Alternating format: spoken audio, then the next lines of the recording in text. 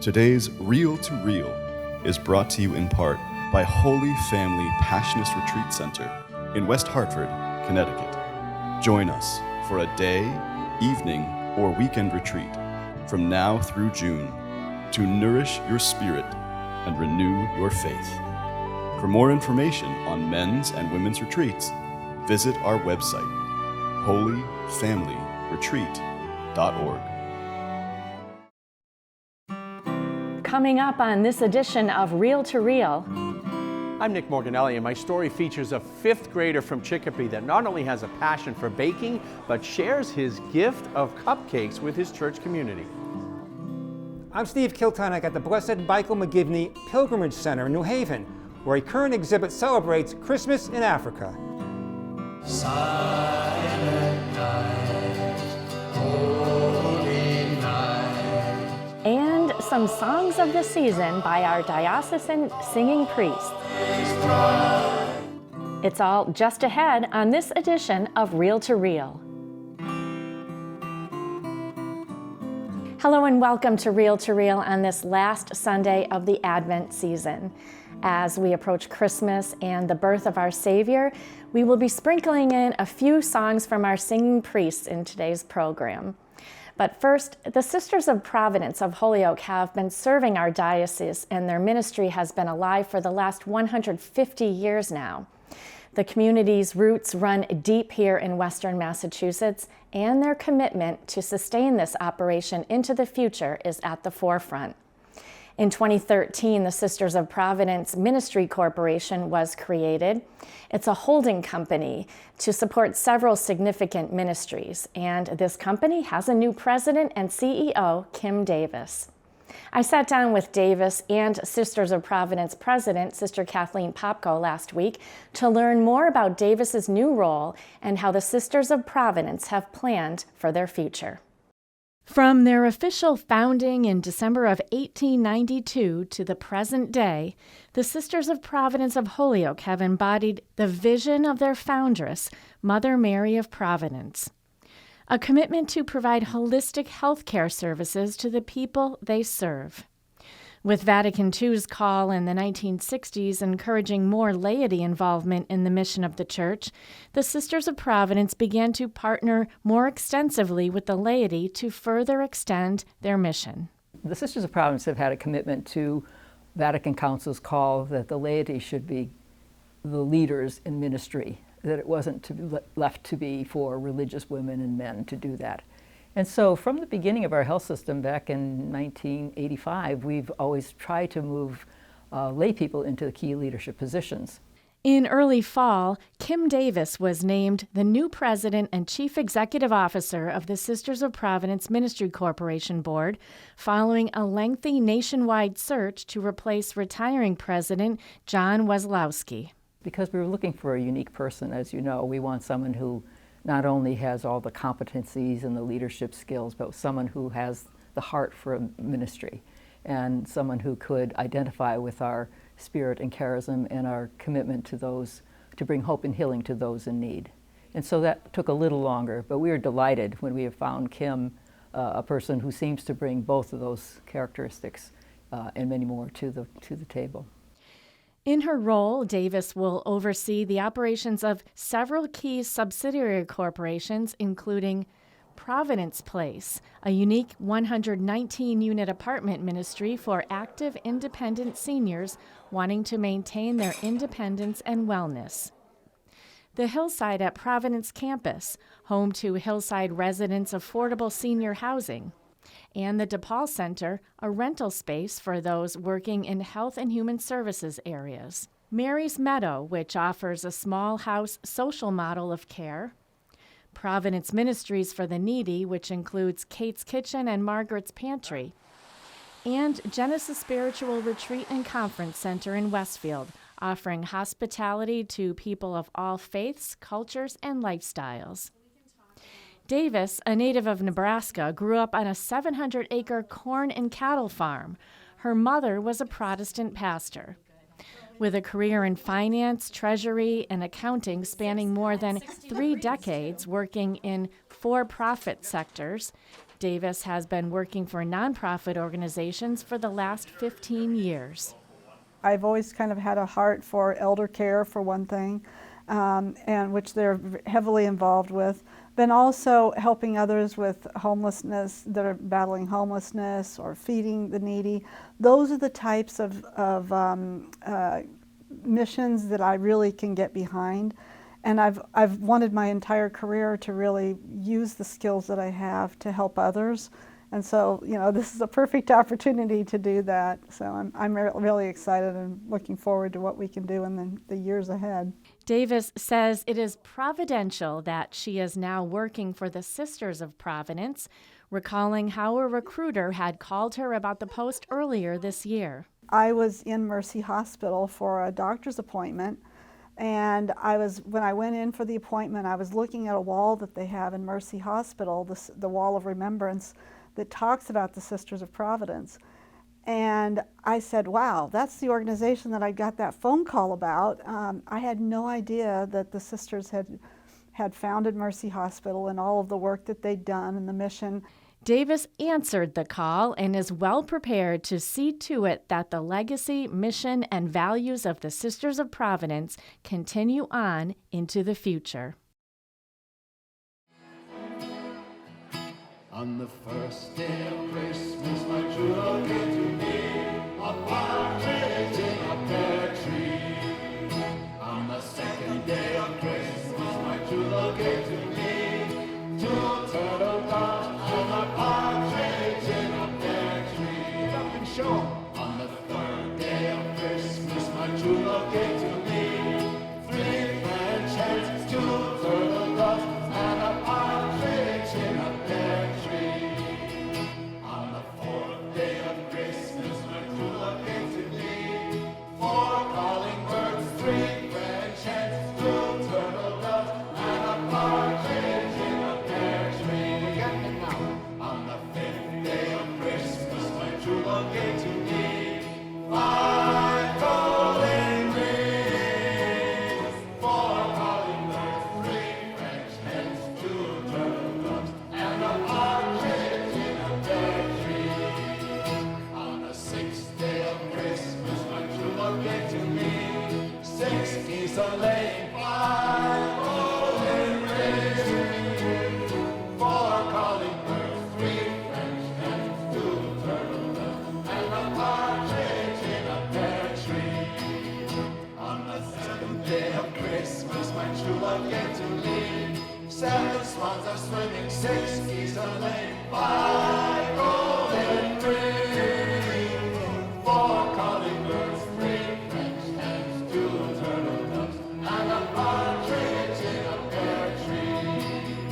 On the 8th day of Christmas, my true love gave to me 8 pigs are milking, 7 swans are swimming, 6 geese are laying, 5 golden rings, 4 calling birds, 3 French hens, 2 turtle doves, and a partridge in a pear tree.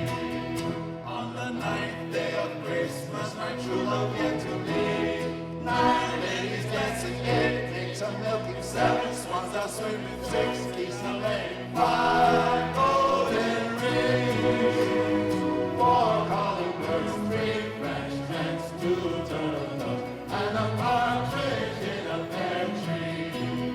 On the 10th day of Christmas, my true love gave to me 10 loaves of living, 9 ladies dancing, 8 maids are milking, 7 swans are swimming, 6 geese are laying, 5 golden rings, 4 calling birds, 3 French hens, 2 turtle doves, and a partridge in a pear tree.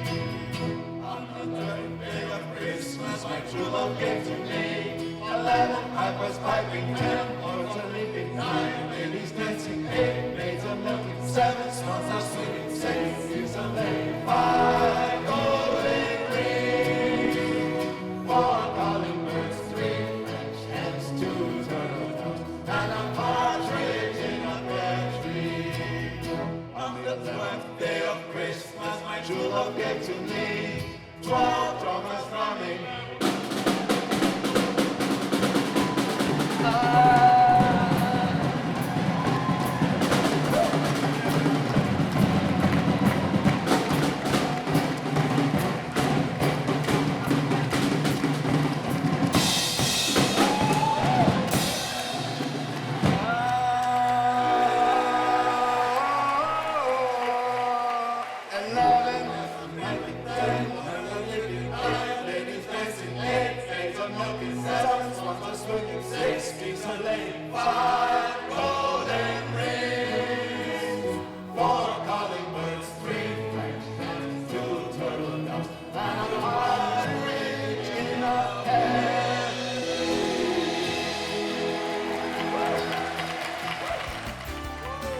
And still to come on Reel to Reel, the story of an 11-year-old student from St. Joan of Arc School in Chicopee who's made his parish's life sweeter with his love for baking. And Steve Kiltonick takes us to the annual Knights of Columbus Christmas exhibit, this year focusing on the African continent. It's all still to come on this edition of Reel to Reel. Today's Reel to Reel is brought to you in part by Holy Family Passionist Retreat Center in West Hartford, Connecticut. Join us for a day, evening, or weekend retreat from now through June to nourish your spirit and renew your faith. For more information on men's and women's retreats, visit our website, holyfamilyretreat.org. Like Catholic TV on Facebook. Once you're there, you can join in on discussions, make friends with other Catholic TV fans, watch behind-the-scenes videos from the studio, just finished this today. And stay up to date with the Catholic world. All this at facebook.com/CatholicTV.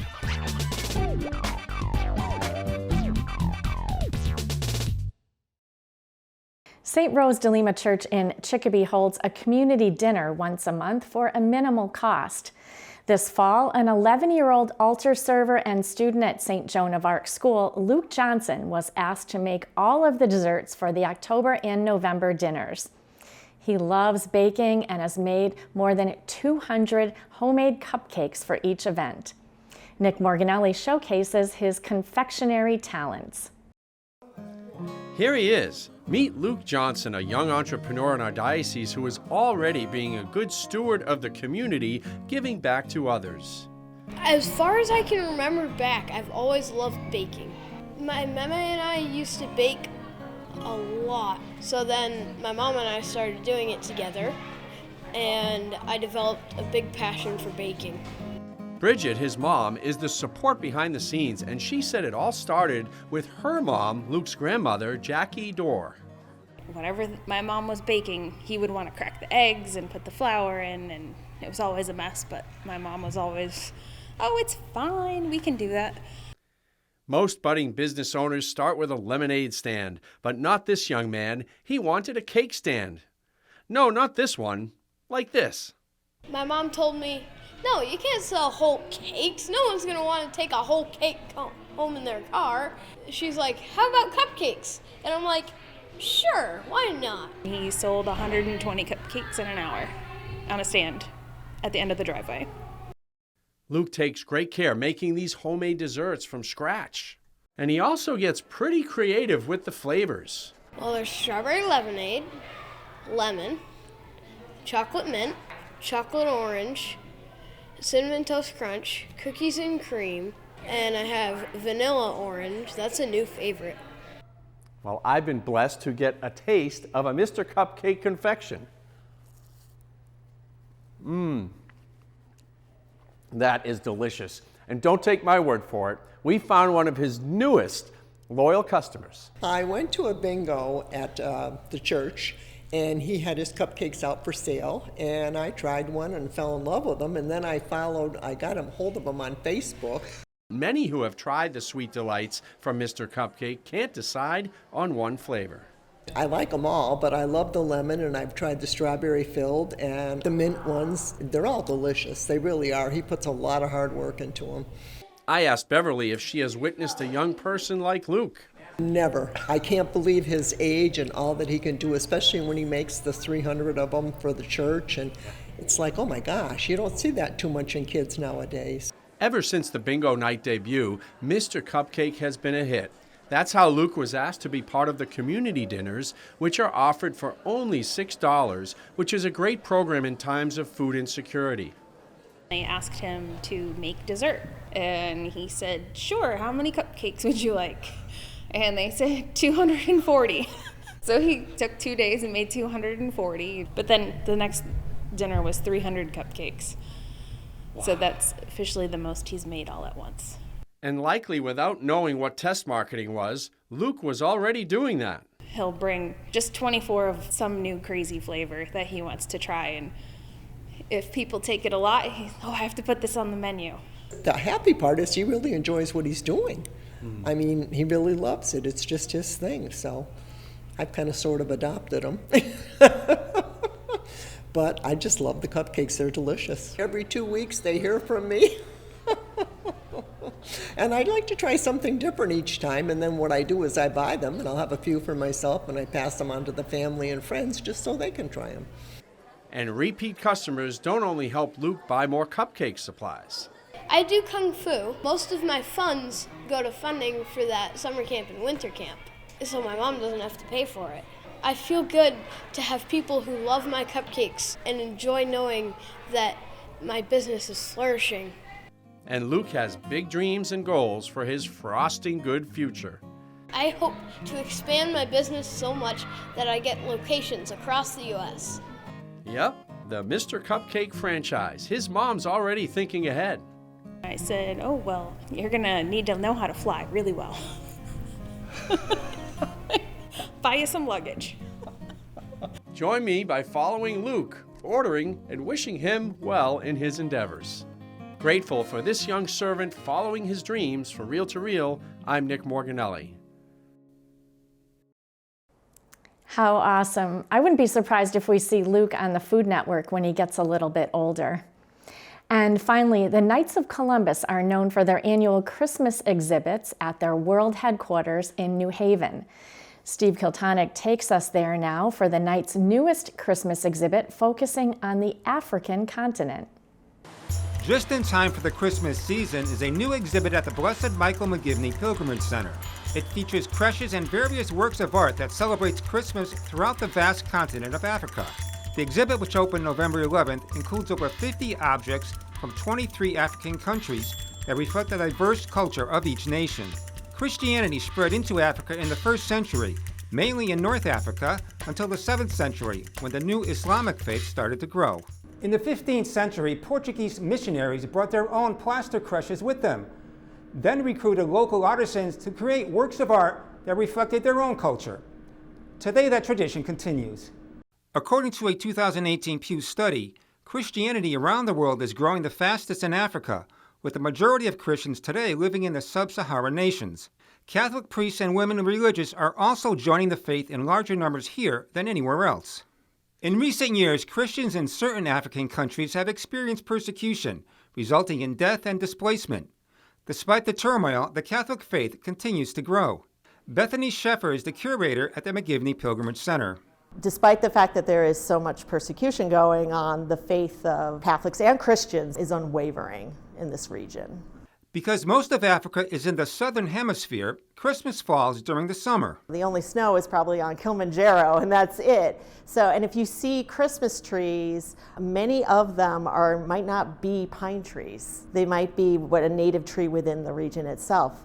The commonality of Christmas in all of the countries in Africa is the Nativity itself and the celebration of Christ's birth. Many of the African creches and artwork in the exhibit showcase local traditions and incorporate native materials found within the region. There is something for everyone. There is glass, ceramic, wood, straw. There are things that are made of banana leaf. Definitely recycling materials. So you might have board. The animals that are represented in the nativity itself are going to be native animals. So we have one here that has a giraffe, and you have like a water buffalo and a hippopotamus. This creche from Malawi features a rhino, tiger, and elephant. This Nigerian nativity was carved out of wood from one of the 3 thorn trees grown in the country, each of which produces a different color. A Zimbabwe creche was made of wood from the jacaranda tree. It's great for carving and produces colorful blue and purple flowers in the spring. This colorful nativity was hand-carved in Burkina Faso out of lightwood balsa wood, then hand-painted in bright colors. While this creche from the island nation of Madagascar features a native wood that is rare because of deforestation. We have another one that we believe is made of ebony. It is a much older nativity, and now ebony is very heavily regulated. A number of the nativities incorporate colorful clothing in the figures, like this creche from Zambia, which is crafted from recycled scraps of batik fabric. The scraps that you would throw out when you're making your own clothing is actually set aside to make the clothing for the nativity figures. A Ghana nativity features kente fabric, a textile that's made of hand-woven strips of silk and cotton. This fabric is worn at special occasions. The felt figures of this Rwanda creche are made of merino wool from locally raised sheep and woven by women working for Handspun Hope, a group that provides employment for at-risk women in Rwanda. The top of the roof from this Lesotho nativity resembles a hat that is part of the national dress of the country. In most nativities, Mary is pictured kneeling, bowed in prayer, but not in this piece. We also have a nativity from Ghana, which depicts Mary in a actually very traditional pose than what we're used to seeing, but is actually the way nativities often were depicted. And it shows her resting after having her son. One of the more popular displays is the Zimbabwe Shona sculptures, named after a native tribe of the region. Zimbabwe is rich in stone deposits. Artists use different grades of springstone, a form of serpentine stone, to achieve a variety of effects. We have one here that actually shows the various levels of the process it is to create these sculptures, from the rough stone to the carving and then to the polishing, which shows the actual color of the stone itself. The Shona Madonna stands 8 feet tall and weighs 800 pounds, while the stone depicting the various carving step weighs 900 pounds. Another creche visually tells the story of persecution with bullet shell casings taken from the battlefields of Liberian wars. The artist himself actually collected these bullet casings and then etched into the casings themselves figures of the nativity, and it really shows that you take something that is very dark and awful war and turn it into something beautiful, positive, and full of peace. This nativity is woven by Zulu women from South Africa who specialize in making beaded dolls. In this Ethiopian creche, the stable resembles a thatched roof hut common in the country. This large South African wood carving is a favorite of Sheffers. A Holy Family set, and it is actually depicting members of the Maasai tribe, and they have beautiful, beautiful red clothing and very ornate jewelry.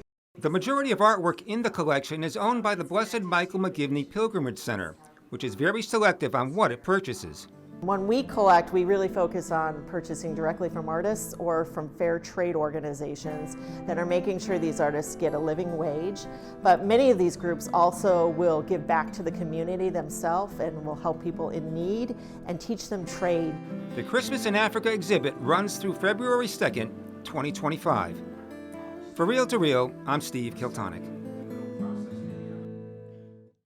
Now, the beautiful thing about this one here is that we have different languages around here. So it goes like this. Go ahead, Dan.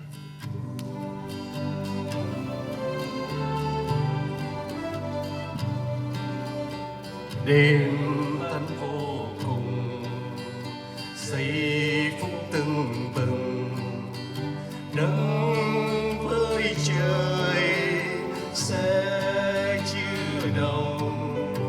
Đêm nay Chúa con thần thánh tôn thờ, thánh khuya Giáng sinh trong chốn nan thờ.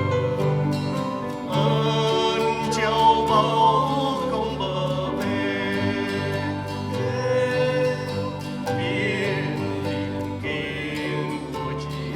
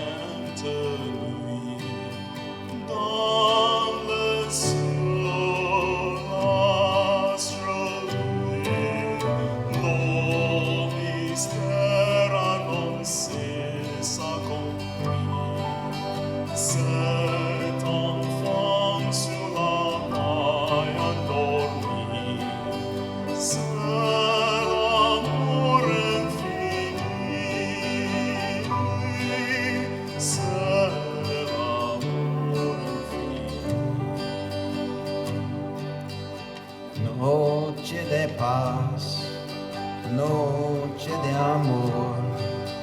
Todo duerme en derredor, solo velan mirando la faz de su niña en angélica paz.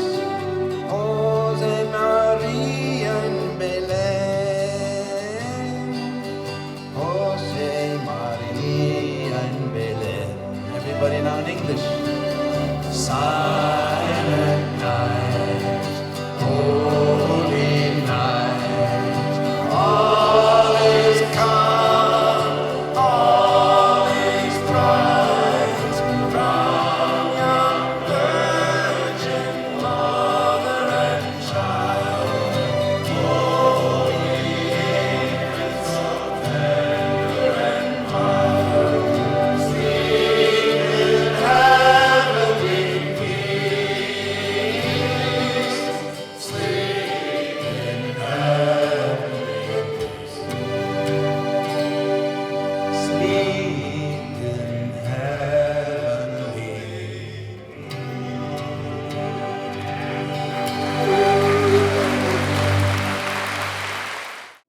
Here's hoping for a peace-filled Christmas and New Year.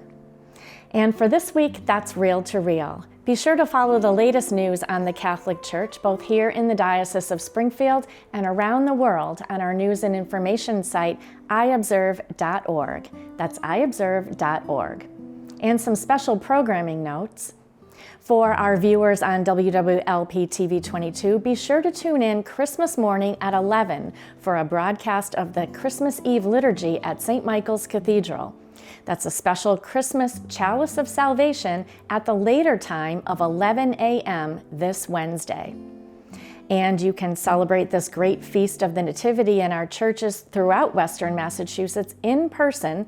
We have a listing of Christmas and New Year's Mass times at diospringfield.org. And I will see you back here next week at this same time for another edition of Reel to Reel, your window on the world around you. Merry Christmas.